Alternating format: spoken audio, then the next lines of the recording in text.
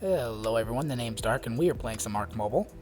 Today, I'm going to teach you everything you need to know to breed the best dinos on your server. Let's go.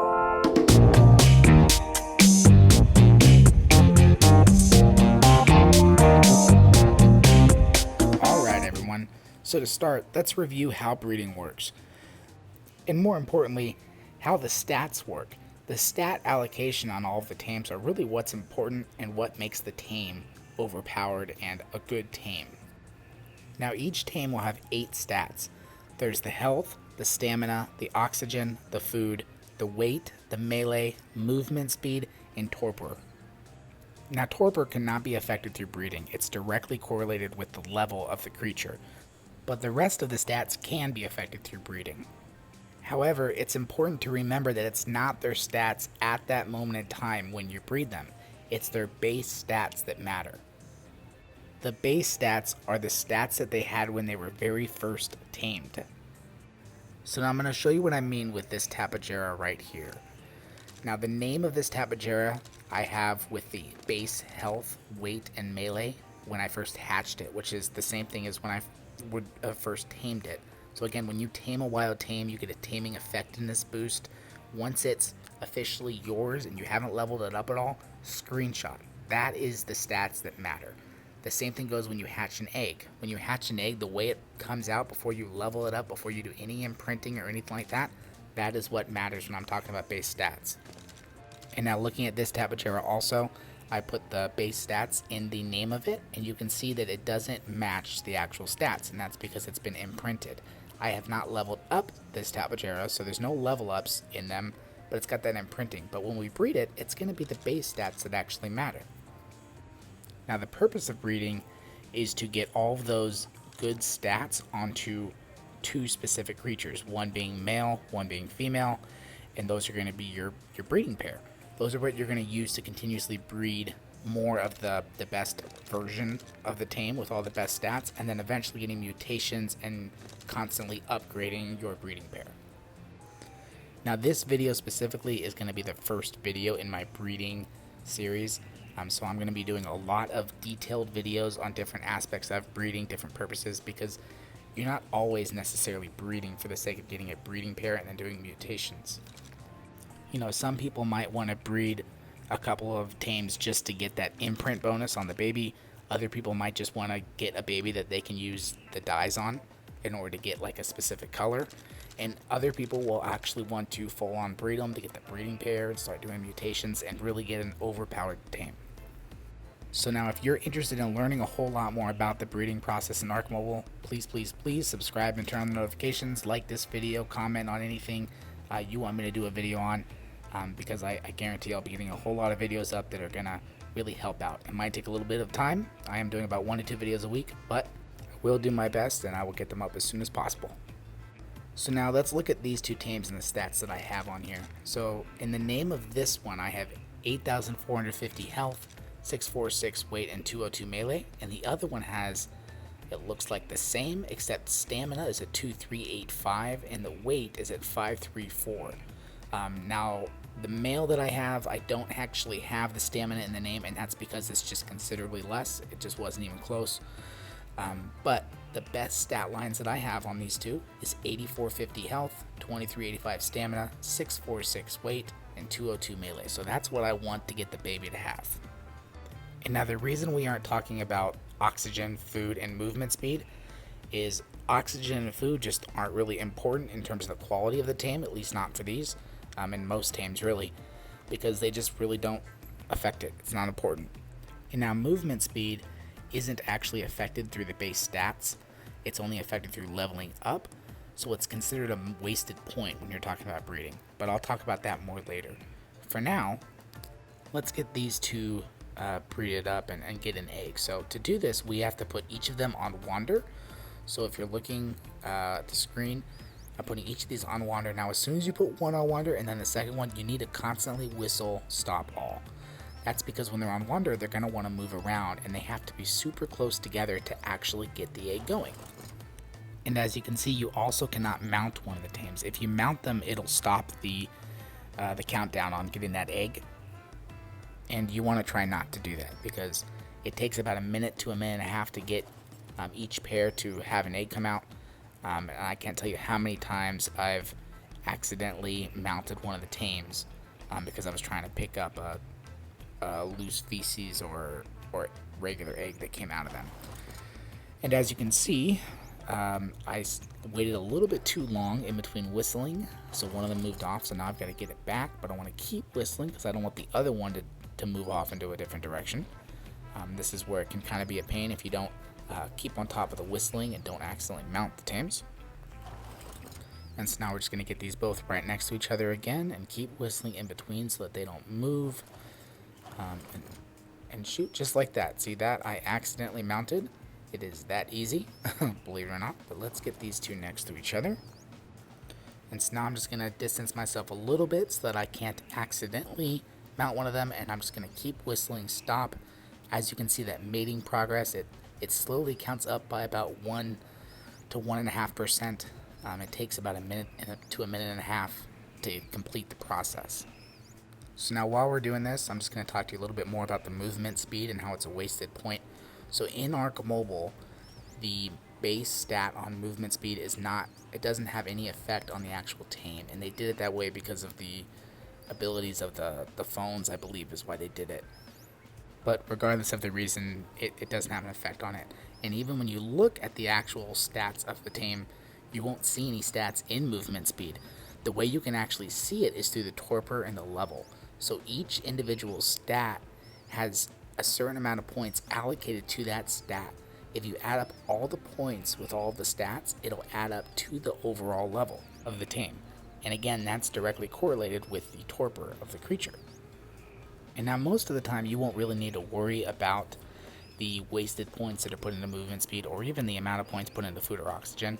But if you really get into breeding and you start breeding some high level tames, you need to start being aware of it. The reason is because eventually the total amount of points in all of your stats will get to a point where you can no longer mutate your tames any higher or get any higher point allocations because the level will be over the maximum level on the difficulty of the server. And so as an example, the server that I'm currently on is a medium difficulty, which means that the maximum level is 450.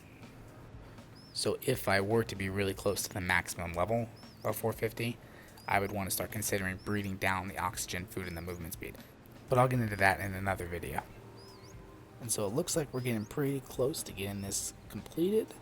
And now as soon as that egg is dropped, you want to try to be quick with picking it up, because if it is too cold or too hot out, which it most likely is, it can slowly lose health. So you don't want to let it just sit there. You want to just pick it up as quick as you can and then put both tames off wander so that they don't wander off. And now I also want to show you the difference in your inventory between a fertilized egg and a regular egg.